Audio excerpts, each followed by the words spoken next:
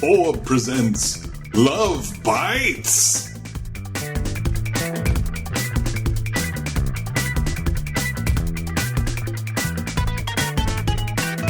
This is Gary Butterfield. This is Cole Ross. Or BB. This is just one episode. We'll get through it.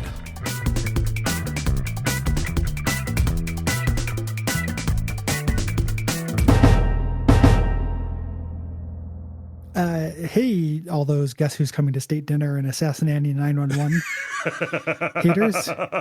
We found the most season 1 of the season 2 episodes. Yeah, it's called Love Bites, and it's not a good episode of this show, guys. Yeah. I'm not saying that Assassin Annie is stellar, and I don't really care for Guess Who's Coming to State Dinner. This was far more dire than I remembered it being, because when I think about this episode, I think about the one good joke that it has. There are a couple good jokes in this. Yeah. This is not joyless. There is some fun character work in it. It is one of the more juvenile things that have come out of the minds of Jackson, or specifically out of Jackson Public. Yes, I think. Yeah, this is a rough putt. Again, some laughs to be had. I remember liking this more when I was younger. And I think it was like I had some kind of weird contrarian streak where I wanted to like Ünderbheit. Okay. And I don't know why.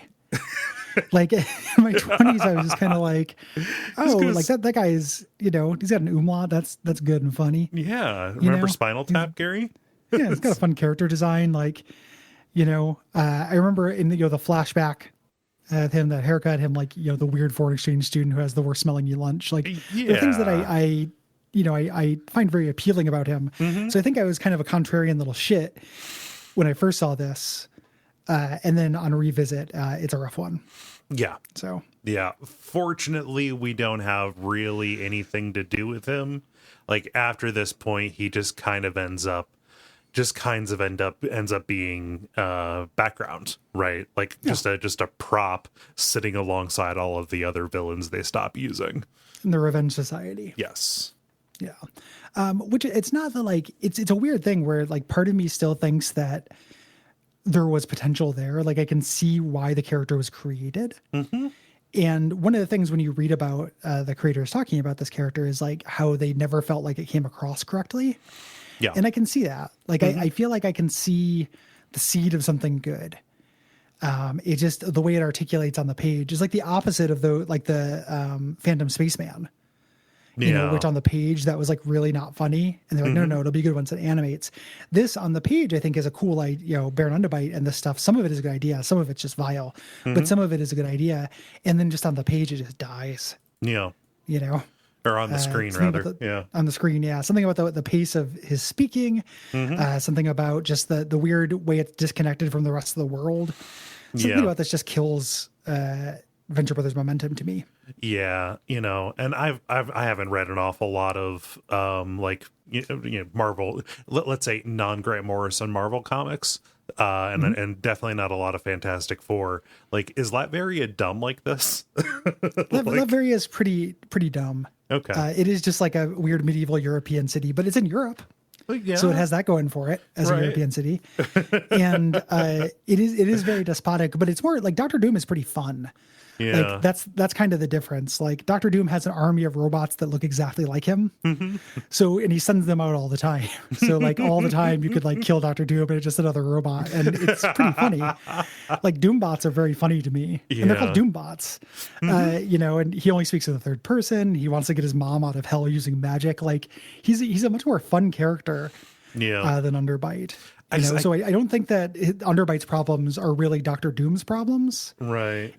I think it's that gulf between them not being able to find like what's good about this or what could be funny about it. Yeah. So like and reading the art book specifically, especially because they just have more context on the series than they do when they're doing the commentaries. But like how they talk about, just Ünderland never fit with the show, primarily because every way that they could think to make it seem awful would have just been cartoonish and funny. Like there was no way to get to make it seem appalling, right? Yeah. And so like to have just this kind of barren place where the laws were bad and it was run by this dick, just it's not interesting and it's not saying anything. Like, no, it's not really. And it's weird because you can see the kind of evolution of the thinking too, because early on, you know, Jackson talks about how he's trying to get all of his like Marvel comic shit out of the way. And then in the later seasons when they go to New York, it gets real Marvel-y. Like, Dad, you know, the Avengers and Spider-Man. Dad, we got people stuff. here, basically the Avengers. Yeah, you know, you got the Avengers, the Fallen Archer, who I love. You got the, you know, singing like the Turn Off the Dark, you know, Spider-Man helping with the musical thing. That's like very good. Like that's the problem, you know, that is okay. That wasn't the problem. And it's really interesting to see them kind of figure out where the problem lies. Yeah. I know this makes me sound like I'm just being a defensive, you know, Marvel guy, but some of the stuff that happens later with that is more comic book inspired is really, really funny to me. Yeah. Like the Doom Factory, like the Legion of Doom, Andy Warhol so mashup good. is incredibly good. That is so funny. Some of the world's most self-involved supervillains, like that. I really love that. Like, so I don't think it's that comics DNA. I think it's just this character and this land, this idea of, you know, it's very Tick. I mean, and that kind of comes down to it, right? Like in Jackson's, you know, sketchbook, the idea of someone called Baron Ünderbheit who has a metal jaw, like that is just like the one sentence and an image, you know, kind of just appeal, you know, just their ability to come up with fun enemies. And fun supervillains just based on puns and whatever. And it's like, oh, this one just got primacy because he kind of came up with that one early, I think. Like He came up early. Yeah. So he got rolled into college. He got rolled into, you know, they didn't have a lot of villains to go to that funeral. You know? Right. So I just feel like Baron Ünderbheit got kind of an elevated shrift. He would have been long shrift. He would have been backseated. And just imagine the world where they went to college with the Trucules. Like, good sentence. We'll get into it. This sounds like we're wrapping up, but it is a thing where I just listened to the commentary on it and just did the research, and I was like, yeah, you know, not a lot of insight into like what I'm missing. Written by Jackson Public, as you mentioned. This originally aired August 20th, 2006, and this was the first episode he wrote for the season. Yeah. Neither of them care for it, and they talk about how it really shows. Yeah. This was originally going to be called Ünderbheit 451. They didn't nix that because it has nothing to do with the plot. It really has nothing to do with the plot, but because a lot of the episodes already have numbers at the end of them anyway. Assassinating 911, etc. Yeah. So this is the last time we end up in Ünterland. It is kind of it's a send off. Yep. For Ünterland. Season 2 send off. Ünderbheit shows up again here, but he kind of, you know, he's divorced from this angle, which is ultimately good. Yes. One of the things that they talk about a lot in the book is how the idea was this place was just, you know, vile, and how he can never make that work. And again, I'm sympathetic to that idea. You know, when they talk about the 451 reference, they're going to have an opening of like people in a post-apocalyptic wasteland, a little girl digging up like a shattered dolly, and then just an agent coming and torching it in front of her, like on demand. I could see why that would be funny, like the cartoonish bleakness. Yeah, of it. yeah, no joy. Yeah, no joy allowed in Ünderland. That's not a concept that I think is barren. No pun intended. Like that's not something I think is without humor. But they never found it. And because of that, they were like, hey, let's never write Ünderbheit again. Like this fucking sucks. Let's stop. Yeah. So they moved on from him. And like, what's funny is they liked the initial script. They, you know, they wrote it. They both, you know, signed off on it. And then just, you know, something that happens is you develop it and you send it away. It goes for animatic. And then months later, it comes back for animation. And both of them had just moved on, probably because they had worked on other stuff and like found better ideas. And this just kind of, you know, just paled in comparison because they sent it out first and it came back, you know, while they were doing that development. Yeah. Yeah. One of the kind of goals of this was to make Hank more likable because Dean was getting more characterization. You could see how they would dig this, to me at least, in terms of that. Like some of the character stuff with Hank is very good in this, and there are good jokes in it. I say as the world's premier defender of Simpsons season 30. Like if I was reading the script and just looking at those little jokelets, I could see digging it. Yep. But they just wanted to start kind of like leaning into the idea that they developed during the trial of the monarch, that Hank is crazy. You know, you are channeling dead crazy people, that he can very quickly switch between these roles and kind of inhabit them entirely, right? Yes. Yeah. And it's really good for that. Yeah. Weirdly, in the book, Doc Hammer talks about how, he doesn't have anything to say about it. He hated how it handled the homosexual thing, while joking on the commentary about making Dean a date rapist in the next season. Yep. To give him more character. It's not a great showing for our boys. No, it's not. In terms of the episode and commentary, like I've been, pretty staunch about being, to forgive the Venture Brothers for being shitty 20-year-olds is to forgive me for being a shitty 20-year-old. I still believe that. This is stretching me. This is my Job-like test of that principle. Because it's like, man, this episode is pretty gross. Yeah. In terms of how it handles that stuff. Yeah. The art book was written between season 6 and season 7? I think, yeah. Yeah. Because it has season 6 in there. So definitely, like 10 years after this episode released. So like Doc Hammer has grown. Jackson Public, all he has to say is the episode was fun to write, but misguided. Not that I expect him to flagellate himself, but yeah, that is an accurate assessment. But yeah, and it's not. When we say hateful for Venture Brothers, it is in the service of them doing a joke. Yes. Like this involves a mix up of whether a guy is a girl. Like, somebody mistaking a guy for a girl and marrying them and then not liking that it's a dude, which is something you can do that's very disgusting. But there are degrees of how disgusting that could be. It's not all Ace Ventura. Yes. And this isn't played like that. It's played more innocent than that. It's just not funny. Yeah. The way it's played. The eunuchs, I'm like they have some fun lines, but I'm not here for that. Yeah, they're difficult. Yeah. Difficult. So let's get into it. We start off the Ventures in our cold open, flying over about to fly under Ünderland in the X1, and they had just come from a costume contest. They're dressed as Star Wars characters, mostly 75%. Dean is Stavely. The costumes are great. Rusty is Obi-Wan. Brock is Chewbacca. Yeah. Chewbacca. Dean is Slave Leia, right? Notably, he's the one who is dressed up as a woman. Brock's costume is so good that he won Best Costume. However, they lost the group contest. Because the Impossibles did a great Fantastic Made a pretty Four convincing Fantastic Four. Anytime that joke happens, I'm really into that. Yeah. When you acknowledge the real world. Yeah. Far be it for me to take pride in a joke that I made, especially since it's not a stock standard joke.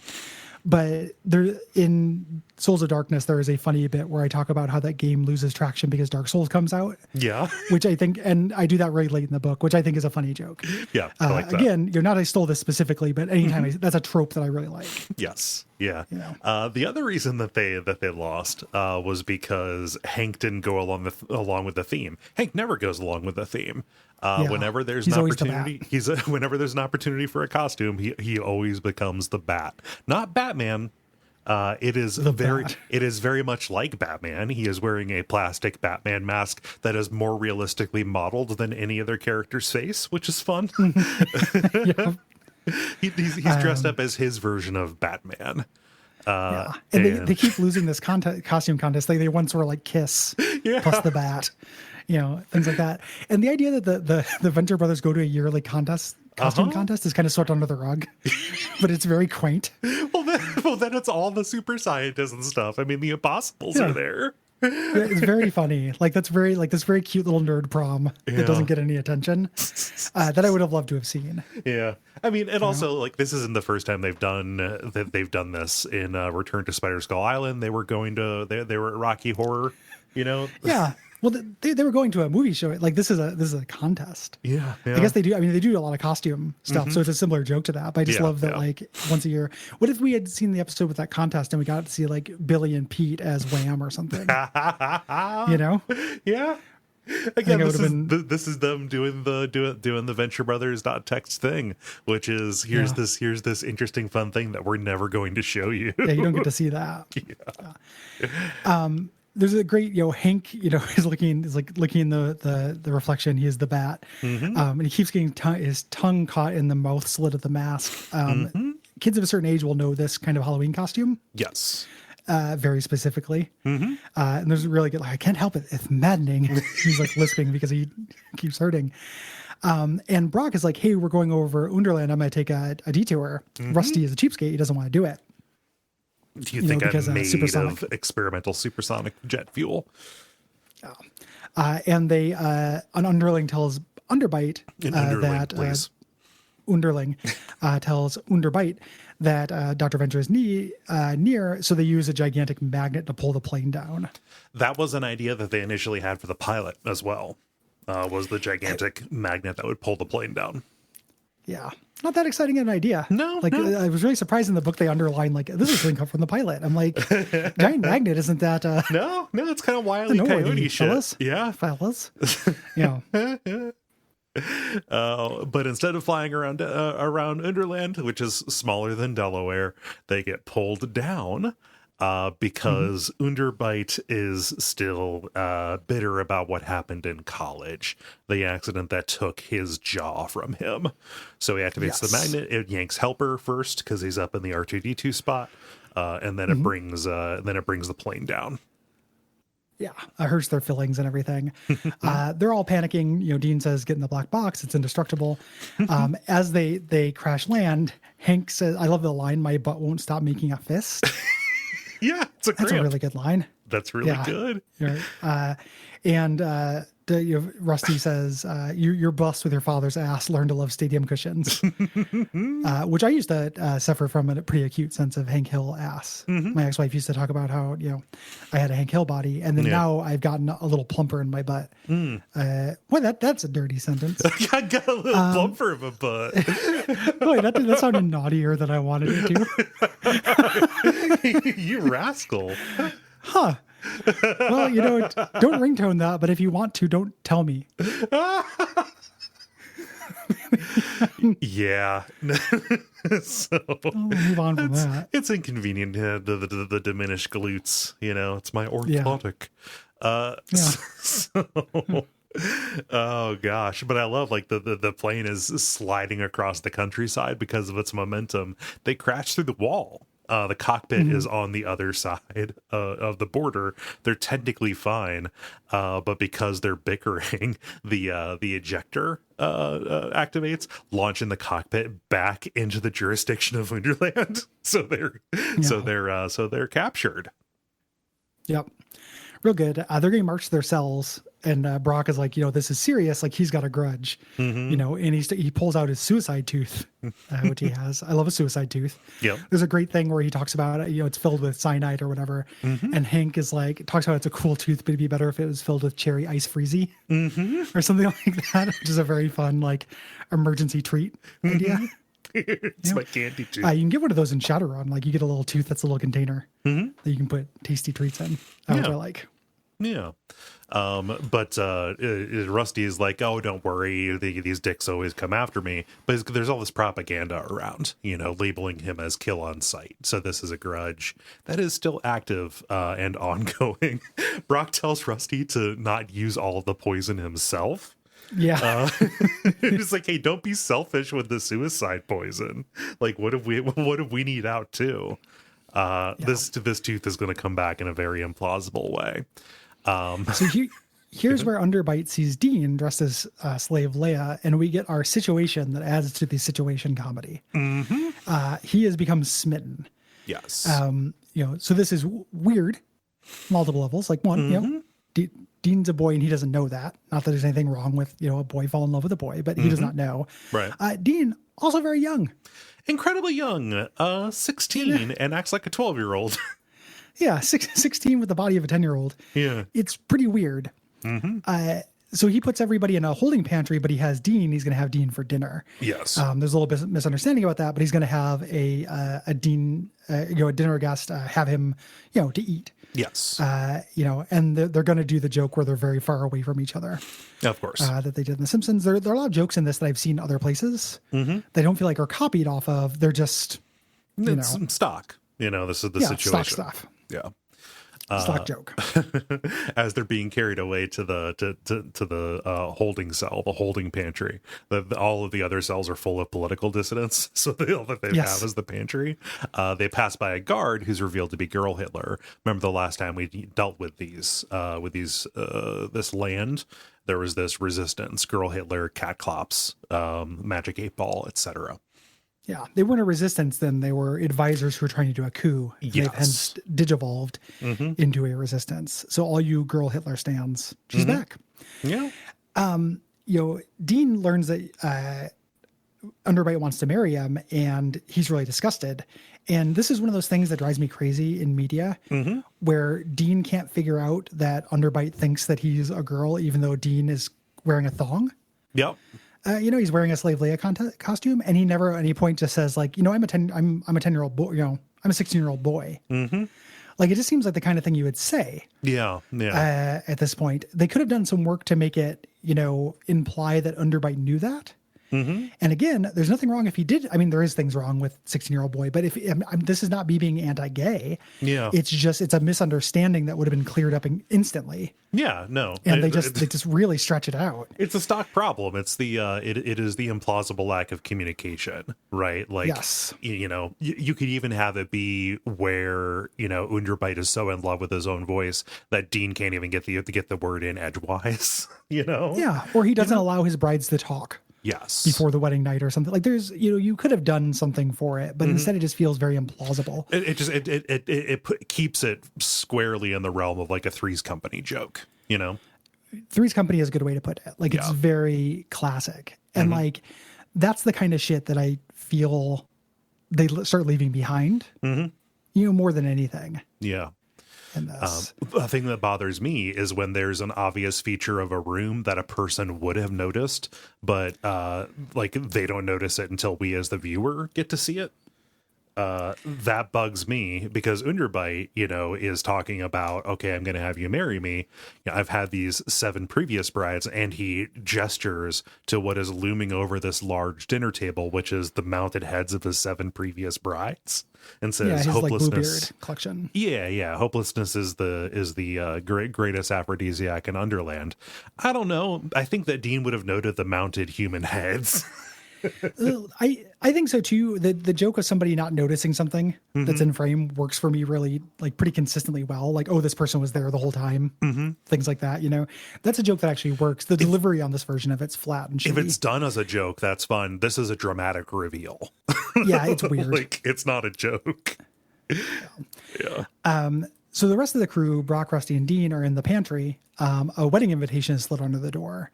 And it says the wedding and their execution, Dawn. And Hank thinks he's calling Dean Dawn, but they're talking about Dawn the time. And Hank takes this really seriously. Like, I have a sister. How long have you been holding this out on me? And Brock starts to interrupt. He's like, don't cover for him, Brock. That really good, delivery in this. Yeah. Good Hank content in this episode. And good the relationship between Rusty and Hank content. Rusty says, Brock, you speak crazy, can you help him? Yeah. just like saying that. Brock, he listens to you, please get them to get him to calm down.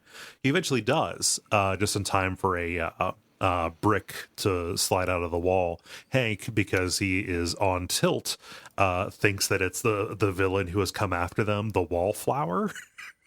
Yeah, and I love that they don't elaborate on this. We're like, no, the wallflower had that thing on his head. Yeah, like, and they don't. We never see that character. Or anything, oh God, what a lame villain, they say. Yeah, like, I really love that. Yeah. But this is a friendly resistance member who is very German, voiced by Brendan Small. This is a rescue. He's going to take them to the Ünterland underground. Yes. we go to Ünderbheit preparing for his wedding on his wedding night. He has Manic 8 Ball. We both love Manic 8 Ball. We talked about Manic 8 Ball before, chained up in his chamber as a magic 8 Ball. Yep. Which is like dark, but also very on the nose. Yeah. I think that's funny. He's asking questions about, like a love-struck teenage girl. Yeah, yeah. Mystery date questions. Yeah, he's on the bed in that classic teenage girl pose with his head crooked on his hands and his legs up. Yeah, it's very juvenile, right? Yes. I'm asking like, oh, will this be the one, etc. And Manic 8 Ball is giving him answers, but is also, as Ünderbheit is looking away, insulting him. Again, yes. just as he looks away, and the Magic 8 Ball just says ass. Yeah. Yeah. Which is cute. Yes. Then we get the eunuchs. Yes. Dean is getting measured for a gown by two flamboyantly gay eunuchs. Yeah. Who Stereotypically, like, this is like media gay. Like, very the birdcage Harvey Fierstein. Yes. Just really, really, fabulously gay, and also eunuchs. Yeah. Kind of Gilda Lily there. A little bit. Like you could have one without the other. They don't necessarily have to go hand in hand. Right. And they're just kind of doing shtick. Yeah. Here back and forth, talking about, the Baron likes him young and he likes to butt fuck. Likes to play the back nine words. at Augusta. They may have been speaking literally. He's rich. He's a prince. He could probably afford to play at Augusta. Come on. I think they meant that he was going to rivet Dean. Oh, come on. Just because the camera focused on Dean's ass when they said that? Huh? Well, I didn't notice that perv. They were measuring it. Come on, dude. Yeah, they were measuring it. They did literally have calipers to his butthole. It was like a game of fatal. So Dean is bashful about taking off his slave Leah bathing suit, and they're like, "Oh, you don't have anything that I haven't seen. I wouldn't be interested in even if I did have my parts." And then they do a scream, a very girlish scream when they see his ding dong, and then Dean screams in a much higher pitch, and there's like, "I've been circumcised. What's your excuse?" Circumcised? Hey, Gary, not circumcised. What do you think eunuchs are? Circumcised. Jewish. I don't know. All right, okay. No, what is the thing? Castrated. Yes, there we go. Castrados. Like me. So we You do have a very high voice, yes. I do have a milky tenor. I just in comparison to yours, like my voice is, I think, pretty medium, but you have a deep voice. Okay, all right, okay. That's a perspective problem. That's a perspective problem. Listeners, write in if you think that's true. Do I have a medium voice and Cole has a low voice, or do I have a high voice and Cole has a medium voice? I don't know. Yeah. Resistance, and we have cat clops, which again, I like cat clops. Yeah. It is funny, the idea that one of his eyes is an entire cat face that has one eye. Mm-hmm. That's a pretty good joke. It's a pretty we've good just seen sketch. him already. Yeah, we've just seen him already. He's and he doesn't really add anything to this. He doesn't say any jokes. Right. Yeah. He doesn't. There's nothing really especially cat themed about the way that he talks or his role in the story. You know what this is? This is the Orange County Liberation Front again. Yeah. No, that's the exact same feeling as that. Yeah. This is a Brisby ass episode. You nailed it. You nailed it, I think. Yeah. And that also the OCLF was another thing that was just in the sketchbook as they were coming up with the idea for the show. Yeah. Yeah. Yep. And the joke here is that their resistance is they're taking real baby steps. So they're just doing schoolboy pranks. They're just lighting bags of dog poop on fire. And Hank is like, I respect your game. Yeah. And Brock obviously has no fucking time for this. Right. Which I love. Girl Hitler comes back. She had just that mission we had seen her on was to put cat hair in the Baron's water. Her and Cat Clops have hooked up now. Yes. So in the underground here, when the first guy showed up and said this was a rescue, he didn't mean it the way that we thought. Right. He thought the Venters came to rescue them. Yes. And Brock is like, no. If you guys are worth any salt, you guys are going to help me, storm the castle. And they're like, whoa, that's suicide. Yeah. They have an army, Yeah. And Brock's like, well, at least get out of my way. Cat Clops, is like, we can't let you go without seeing our thing. And he yanks out his whiskers. Mean thing to do to a cat, even if the cat is somebody else's eye. sentences. Yeah, no, that fucks up a cat. They need those. They're basically organs. Yeah. Yeah. Oh, Yeah, man. don't do it. Don't do it. But they get away. The underground are not going to be a factor until the end of the episode. The Ventures are on their own. The eunuchs have finished their gown for Dean. Notably, the eunuchs do not come from Ünderland. One of them is from Detroit, which is closer by than you would think. And they have finished the wedding gown. Dean has gone from slave Leia to ceremony Leia. In the gown with the hair buns and stuff like that. The commentary for this episode is where they agree to do the eighth grade haircut bet. Yes. Yes. Which I think is very funny. Like them saying that as a running joke between them, like it'll change the way you bet. I think is like very funny. What would, the idea is like you start doing bets and you say like you had to get your haircut you had in 8th grade. What would your 8th grade haircut? Not too dissimilar to Ünderbeit's. Not to his Pete Rose. I had a real Dutch boy, like the Dutch boy paint can. That's what I looked like. Yeah. Okay. No. I had. I looked kind of like it was like Tim's character in Tom Goes to the Mayor. Just yeah, kind of like short, but always gelled and spiked. Because like when I was in 8th grade, it was like 2001, so that was the the spiky hair was the way to go. You had a real rebop thing going on. Yeah, like from Bicycle Safety Camp. Yep. A reference I only get because of you, and only people who listen to Teenage Dirtbags will understand. Yeah, our 10th most popular show on the network. Some people have seen Bicycle Safety Camp. I'm sure. If not, Google that shit. Yeah. Rebop. You'll learn about him someday.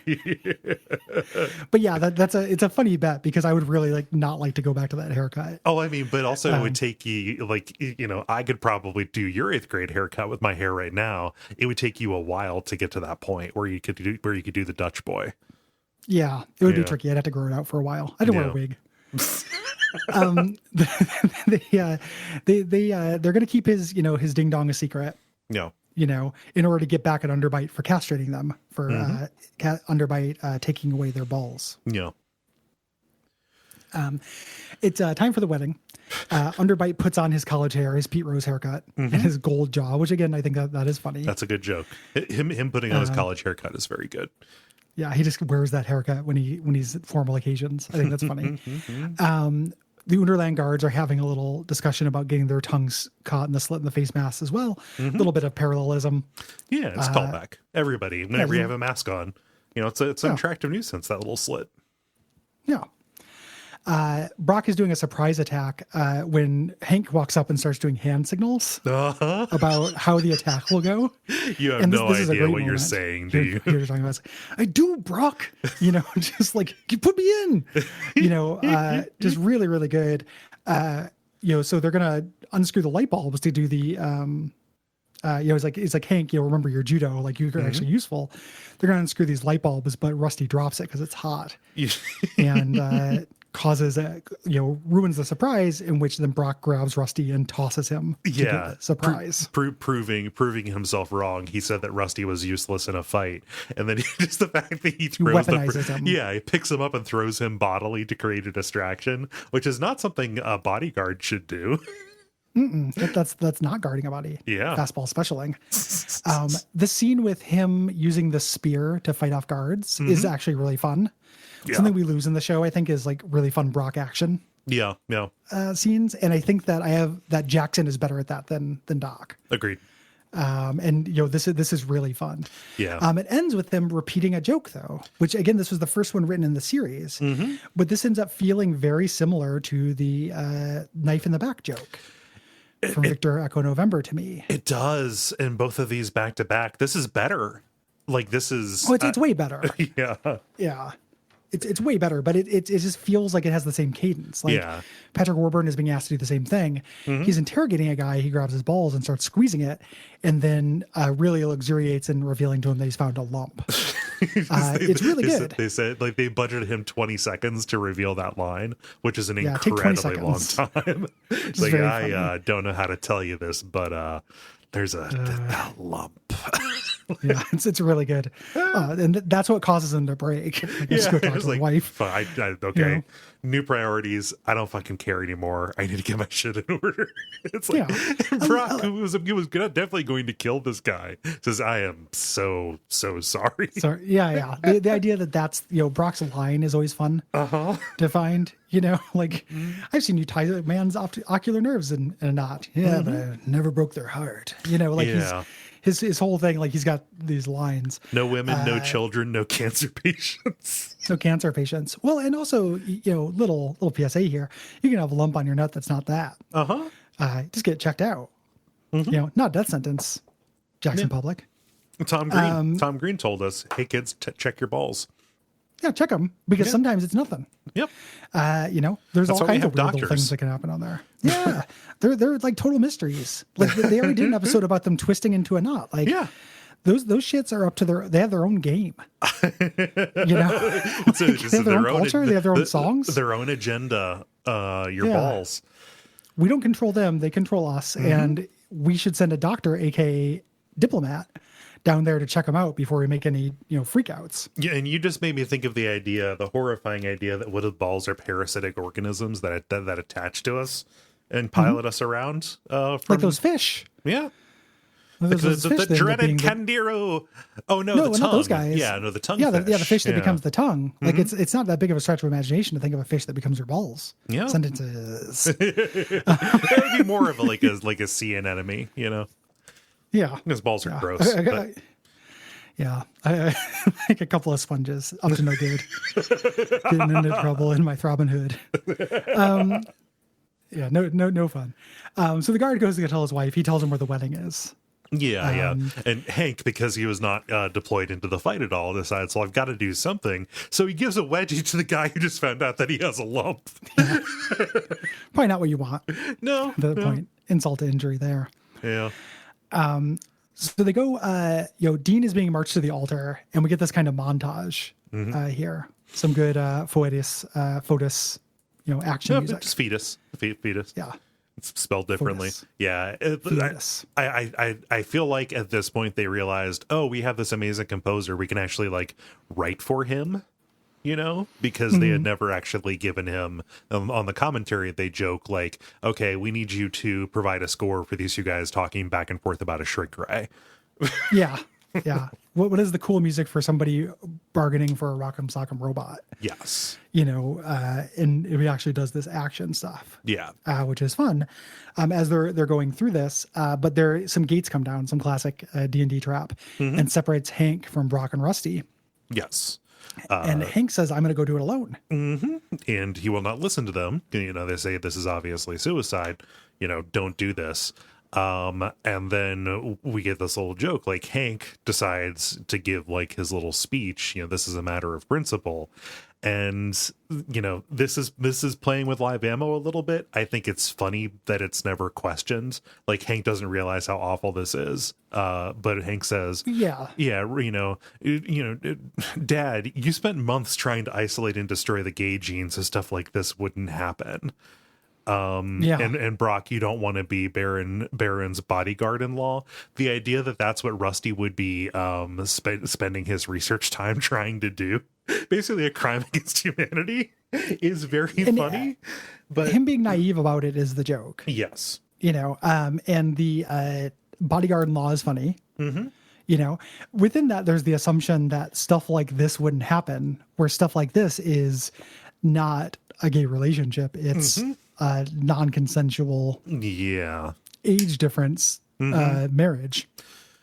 It's hard to tell how much of that is Hank's incomplete understanding of the issues at hand, right? That's the joke is supposed to be his naivete, but it's a joke that makes Rusty seem worse than he has been, and he's real bad even in this episode. And Brock's like, we can't do this.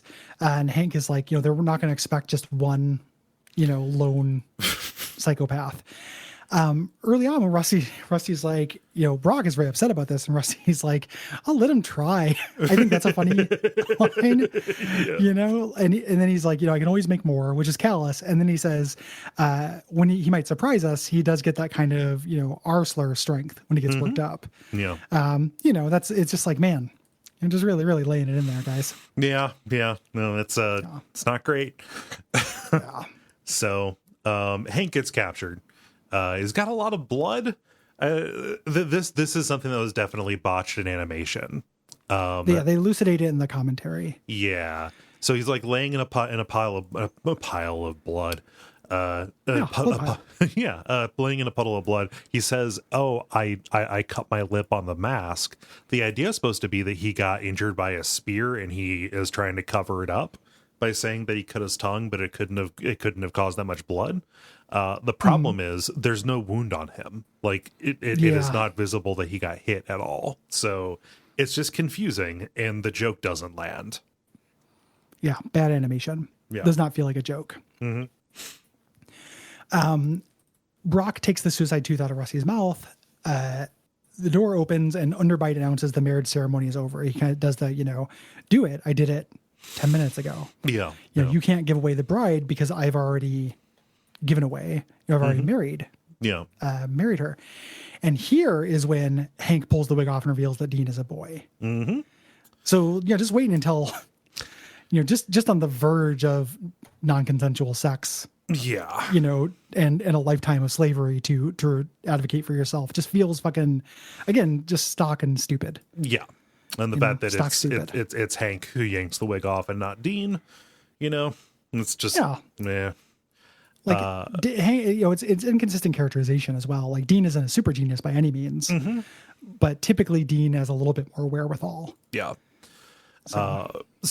The marriage ceremony was Baron Ünderbheit's undoing. This is funny because it implies that Ünderland is a land that has rule of law as opposed to rule of dictator. The fact that Ünderbheit could be deposed for breaking the law. In this case, it's revealed, Catclop storms in and says, we need to arrest you for same-sex marriage. That's against the law. You can't be our king anymore. And then he also, and then he says, we're not sure that the underage thing is outlawed here, but definitely the gay thing is. Yeah. And this causes Baron Ünderbheit to go nuts, and Brock subdues him by throwing the suicide tooth at him so it gets stuck in his head. That's not how a suicide tooth works. No, I mean, then it's just a regular tooth at that point. Yeah. He could have just used anything. Because the suicide tooth is full of cyanide. What killed Ünderbheit, but Ünderbheit doesn't die. Nope. Catclops is ecstatic about this. I love, you mess with the cat, you get the clops. I think that's funny. Good line. And then we get this interminable coda. Yep.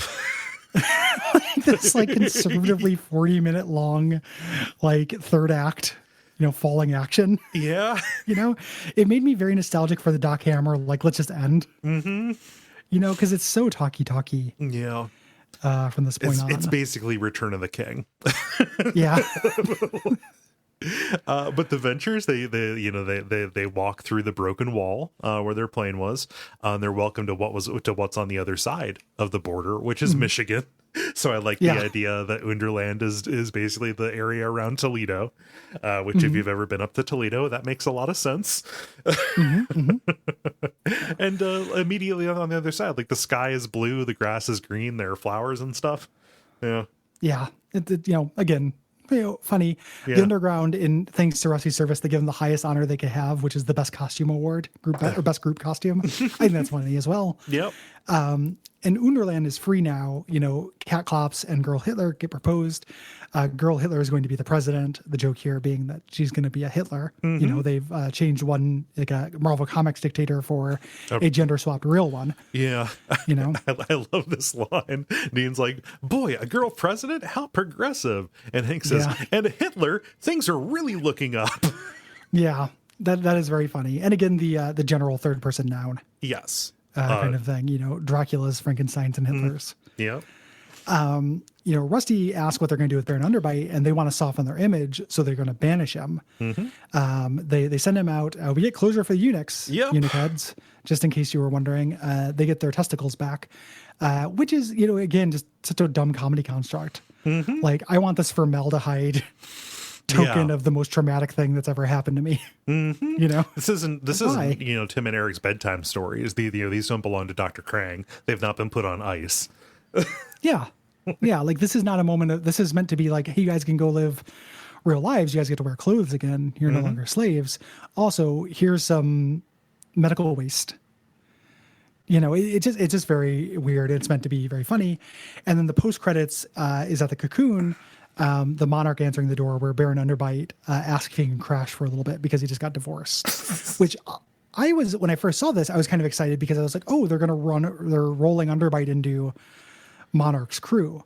Like Ünderbheit being like number 99. Yeah. And having to fit into the henchman armor and stuff, and just being kind of part of that, I could see as an angle for them. I think they were just so sick of the character. They were like, fuck that shit. Yeah. And also, why would Monarch say yes to this? He hates him. Yeah. So, and that's one of the worst episodes of the second season for sure. Yeah. Don't care for it. Yeah. Fun jokes. It's not like having teeth pulled, even the worst episodes of the show have not been like a death march, to me. And I think I like this more than I like Brisby, just because there are more jokes, but I philosophically think it's dumber. Yes. Like, more of the jokes land for me. There's a little bit of character development with the boys. But yeah, this is a pretty rough episode of this television program. Agreed. I don't know that I have anything additional to add. Yeah. What's the next one we're doing? The next one we are doing, let me look at the calendar here, is going to be Fallen Arches. Oh, great. For some reason, I thought State Dinner was next. Nope. State Dinner is after that. No. I was like, oh, just a real nadir. Yeah. Yeah. Woof. Yeah. Fallen Arches is great. Jefferson Twilight, The Alchemist. Like that's we're back, baby. Yeah. Just developing the Order of the Triad. Love it. I love the Order of the Triad so much. Something torrid. Yeah. So bright sky, skies are going to clear up. Yeah. Everybody. Temporarily until we get to State Dinner, and then it's smooth sailing. It's the climax, and then it's good old season 3. I wanted to give a little air to something somebody mentioned on the Patreon. Okay. That I thought was cool. Someone asked if we would do anything like Bonfireside Chat with us, like if we'd ever do a special where we covered like a Johnny Quest episode or a Tick episode that Jackson Public wrote. I don't see why not. No plans, but I think that's kind of a fun idea. Yeah. We have a lot of the show to get through, but like talking about the inspiration of the show might be fun, maybe for like a live show or, a convention thing, like a Duckfest. Yeah. Doing an episode of Johnny Quest or something like that, I think would be pretty fun. Agreed. Yeah.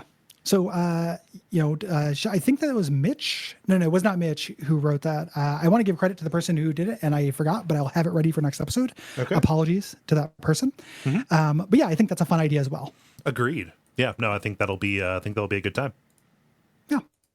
And if you like the show, you can go to Patreon. patreon.com/Duckfeed.tv. We'd really appreciate that. Yeah, get episodes of the show a week early.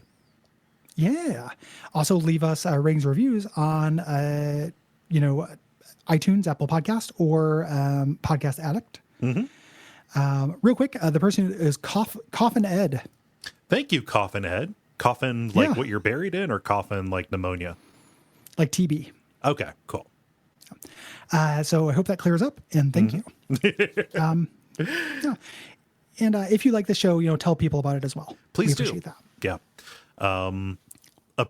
Yeah, definitely. I have nothing else to add, so I shouldn't have spoken. But I do have one thing to say. What we can always say is, Hail Ünderland. Go Team Venture. Go Team Venture. If we just made this Ünderland fan cast. Yeah, we're not going to come back until Ünderland comes back. Give me the Ünderland spinoff. All Ünderland. Yeah. Well, that's why the show got canceled. Oh, yeah. They lost Ünderland in season 2. Yeah.